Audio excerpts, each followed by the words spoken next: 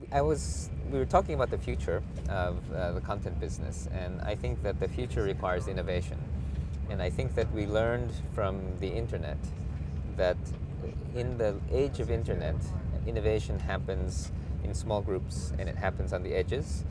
And we saw from all of the innovation in internet, most of the great companies and great new products are coming from very small startups that cost very little to try, and most of them are failures. So I think the thing is, internet is lowering the cost of production, lowering the cost of failure, and mostly it's funded by venture capitalists, and the large companies become the platforms.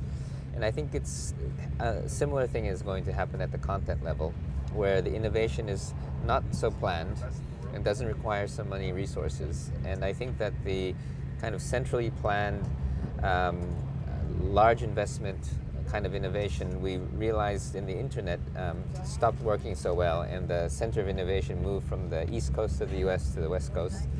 I think similarly what we have to look to for new ideas in culture is in more of the grassroots, more of the edges, more of the individuals.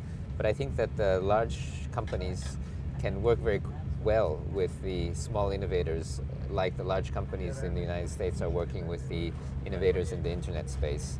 And at the conference we had some people like Microsoft and Google who are doing that very well in the IT space.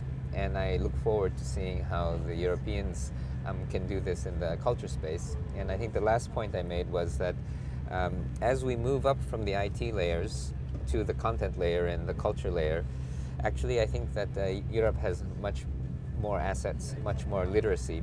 And I think that we can see the innovation in the US shifting from the west coast to the east coast to New York, where they have more culture. And I think more and more of the new internet culture companies are starting in Europe. And so I think there's a great opportunity if we can just create this ecosystem of venture capitalists, entrepreneurs, and the less antagonism and more sort of mutual respect with the large companies. I think there's a great opportunity here in Europe.